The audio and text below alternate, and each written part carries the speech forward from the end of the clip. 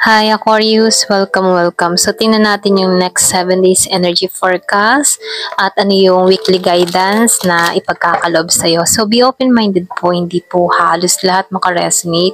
Thank you nga po pala sa mga nagsusubscribe, sa mga bumabalik. Maraming salamat. So kukuha tayo ng 3 cards, then mamaya kuha tayo ng 7 cards para sa energy movement and then guidance, okay? Ayan, start na tayo.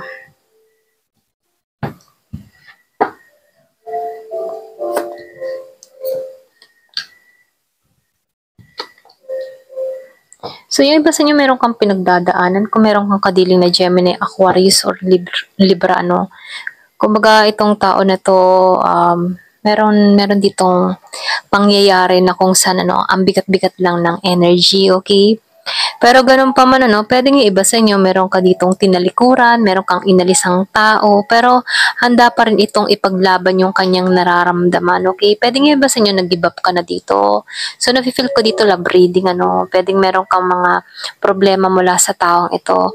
Kumbaga, nakikitaan ko dito marami tong mga kasinungalingan na kung saan pwedeng ngayon mo lang nalalaman, unti-unti mo nadidiscover ito, pero mahabang panahon ka nang napaglinlang ng tao na to.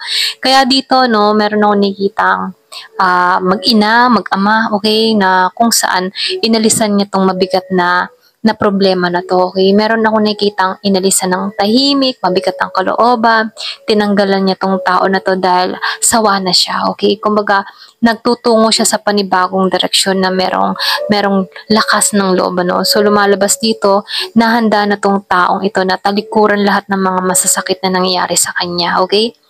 So, dito, lumalabas din dito, no? Meron akong nakikitang magme-message sa'yo. Kumbaga, tinalikuran mo na to, pero itong tao na to, handa pa rin ipaglaban yung sarili niya sa'yo, okay? Pwedeng hindi pa rin matanggap, or pwede rin sabihin nagsisi, or pwede rin meron siyang mga nagawang pagkakamali na kung saan ngayon niya nare-realize na mali yung ginawa niya sa'yo, okay? So, meron akong nakikitang tawag. Meron ditong biglaang tatawag sa'yo, biglaang magpaparamdam sa'yo about dito sa taong ito, okay? So, tingnan natin ngayon, ano. Give it a message.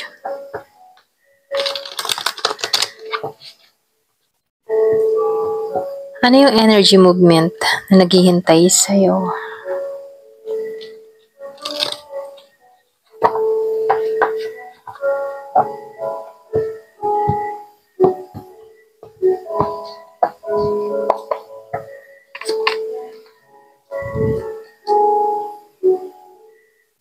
So, dito na yung iba sa inyo, meron ka din kadiling na Taurus. Wishy-washy to, okay? Walang isang salita.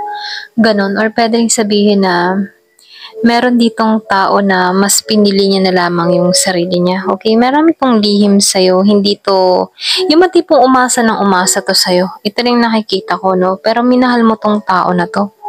Ganon. Pwedeng meron tong mga ginawang pagkakamali sa'yo na kung saan, ano, meron kang nalaman dito at pinagsisihan mo na makasama to. Yung iba ha, hindi halos lahat sa part na to.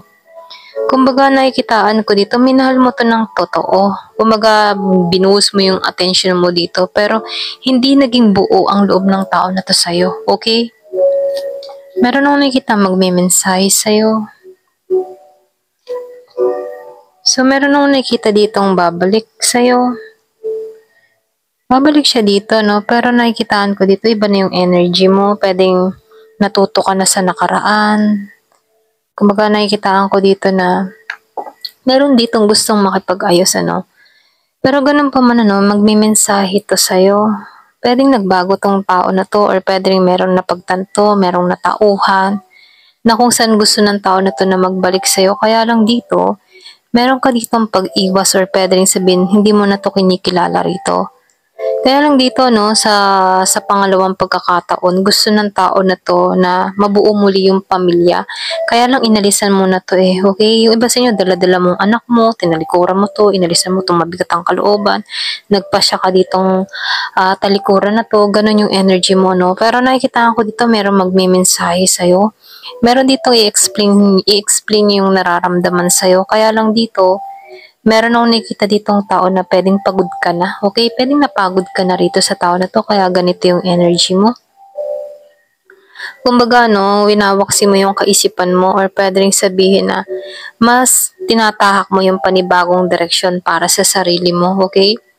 Pero ganun pa man, nakikitaan ko dito na itong tao na to, mangungulit to sa'yo, okay? Pwedeng hingi ng tawad or pwedeng i-explain niya yung kanyang sarili sa'yo or pwedeng ipaparamdam niya na importante ka sa buhay niya rito, ganun, okay? Ito lang nakikita ko.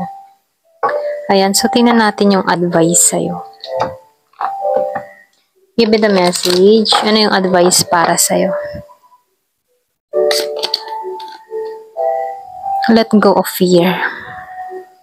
So dito, kailangan mo dito magtiwala. Tanggalan yung takot. Pwedeng iba sa inyo kaya ayaw mo na tong kilalanin. May takot ka na rito.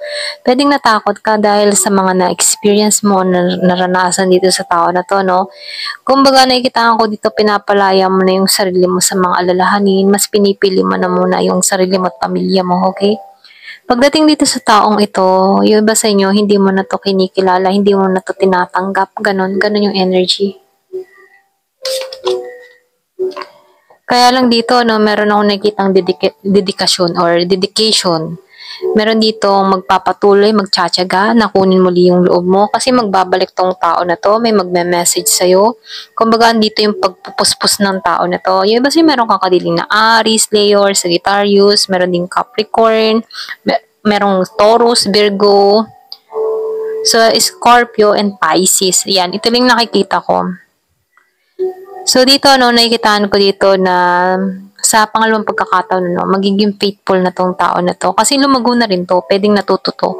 Or pwede rin meron siyang natutunan sa iyo or meron tong napagtanto, merong na-realize, ganun, Kaya lang dito, nakikitaan ko dito, pwedeng napagod ka na okay? Pwedeng nagsawa ka na, ayaw mo na, gusto mo nang makalaya. Ganun yung mo. Ganun yung energy mo dito, okay?